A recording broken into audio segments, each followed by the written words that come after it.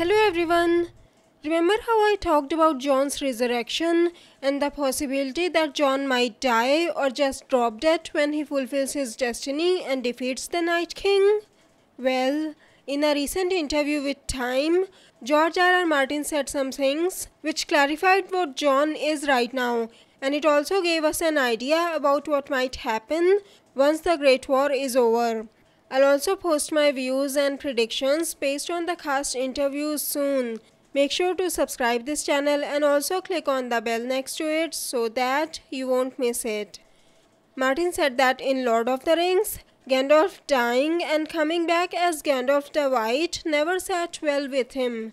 He said, if someone comes back from the dead, especially if they suffer a violent traumatic death, they are not going to come back as nice as ever. I completely agree with Sir Martin on this. That's why Jon coming back, just like the way he was before his death, never sat well with me either.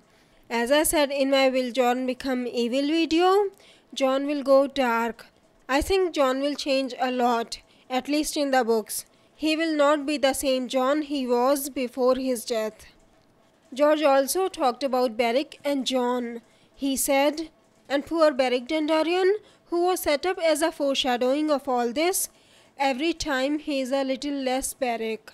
His memories are fading, he's got all these scars, he's becoming more and more physically hideous because he's not a living human being anymore. His heart isn't beating, his blood isn't flowing in his veins. He is a Wight, but a Wight animated by fire instead of ice. Now we are getting back to the whole fire and ice thing. So you can guess what Jon is by Beric's description here. Both of them are dead, or rather undead. They are Wights, just like the ones we have seen so far. The only difference is that they are animated by ice, and Beric, Jon and Lady Stoneheart are animated by fire. I'm just gonna call them Ice Wights and Fire Wights to avoid the confusion. Now you will say that there is another difference, that the Fire Wights can talk like living human beings, but the Ice Wights don't.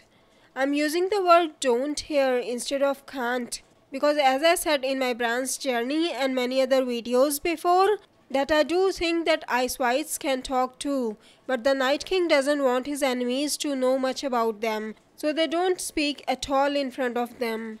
And just like the Ice Wights, the Fire Wights' wounds don't heal either. Lady Stoneheart's throat is still open, even though she is alive and leading the Brotherhood in the books. Beric's wounds haven't healed either. I really hope that Jon's stab wounds are still there in the show, or I'll be very disappointed.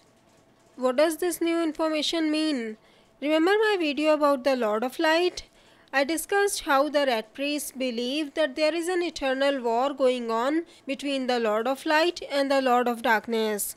The White Walkers and the Ice Wights resurrected by them are the creatures of cold, and they fight for the Lord of Darkness. Similarly, the Lord of Light has his own army to fight them. He has the Red Priests and the Fire Wights resurrected by them. Both sides will fight each other in the Great War. But what will happen to these Wights when the war is over? As Martin has said, Beric and Jon are already dead. Their heart isn't beating, even though they might breathe out of habit, like we saw Jon breathing during the Battle of the Bastards. But they don't really need air to stay alive. They are already dead. So I think once this war is over, assuming that the Warriors of Light win, Roller won't need the Fire Wights anymore. So my theory is that Jon and Beric both will drop dead. What do you think? Anyways, it's time for the comment shoutout now. Today's comment shoutout goes to Ruel Prakash, who asked, why Jon Snow doesn't look like a Targaryen? No white hair, no blue eyes, and no dragon dreams? Maybe he is the son of Ned and Ashara Dane. That's definitely a possibility. Jon could be Ned and Ashara's son, but I have always believed in R plus L equals J. Remember Dany's vision in the House of Undying? In the show version, Rhaego had Drogo's black hair and black eyes, not Dany's silver hair or purple eyes. In the books, Baelor Breakspear, who was the son of King Daeron II and Maria Myrtle, inherited his mother's dark hair and dark eyes. So I think when a Targaryen marries outside of his or her family, there's always a chance that the child might inherit the other side's features. The best example of this can be Rhaegar and Elia Martell's children. Their son Aegon looked like a Targaryen, whereas their daughter Rhaenys looked like a Martell. There has never been a Targaryen-Stark union before, so we can't tell which side the child usually might take. And just like his half-sister Rhaenys, Jon has also inherited his mother's side. By the way, it feels weird to even say it. I wonder how Jon will feel when he finds out. Anyways, Jon has the Stark features. Kat was always jealous of Jon because he looked more like a Stark, whereas her children looked more like a Tully, except Arya.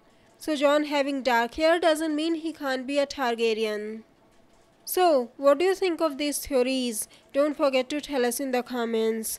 If you like this video, please click on the like button below, share the video and subscribe to my channel. Have a great day. Bye bye. See you in my next video.